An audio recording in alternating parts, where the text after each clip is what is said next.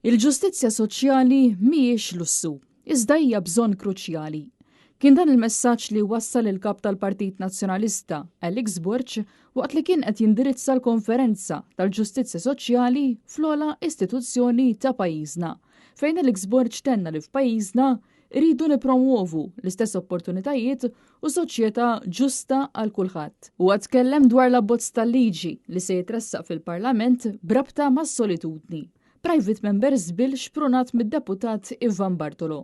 Alex Burch insisti illi jeħtieġ nindirizzaw din l-isfida tas-solitudni li tolqot lil kull ġenerazzjoni. Ivan ilu jaħdem fuq dan il-Private Members Bill minn mindu jiena tajtu fid-dekasteru tiegħu wkoll is-solitudni. Għaliex jien emment illi din hija sfida kruċjali f'pajjiżna illi timmerita illi jkun hemm persuna li jiddedika l-ħin, jiddedika r-riżorsi, jiddedika l-politika tiegħu biex din l-isfida flimkien nelbuha. Tkellem fost l-oħrajn dwar l-aċċess soċjali għax-xogħol, għall-edukazzjoni affordabbli, għas-saħħa u setturi oħrajn li jeħtieġ li nindirizzawhom b'mod serju. F'Malta dan hu suġġett importanti ħafna minħabba il-bidliet soċjali, il-bidliet ekonomiċi, il-bidliet demografiċi. Ma nitkellmux biss fuq liġijiet imma fuq id-dinjità u fuq il-kwalità tal-ħajja u li aħna l-koll bħala politiċi konna l-empatija lejn kull individwu.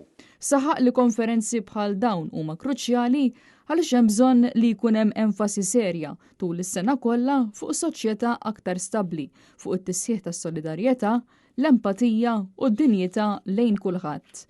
Għal-konferenza kienu preżenti deputati miż-żewġ naħat tal-Kamra kif ukoll il-Viċi Kap tal-Partit Nazzjonalista Alex Perici Kalaxxone u s-Segretarju Ġenerali Charles Bonello. Min-naħa tiegħu id-deputat Justin Xkembri tenna li għatanna tfal li qed jiġu rifjutati l-aċċess għal ċertu servizzi bħal l-LSIs u saħaq li jridu nassiguraw li jinsaħħu l-qasam edukattiv u dak soċjali. Il-Ministru Michael Falzon tkellem dwar is-saħħa mentali li hija sfida globali. Dan fil-waqt li l-Ministru Giulia Farrugia Portelli semmiet li huwa l-obbligu taż-żewġ naħat tal-Kamra li jiġu quddiem il-poplu b'soluzzjonijiet.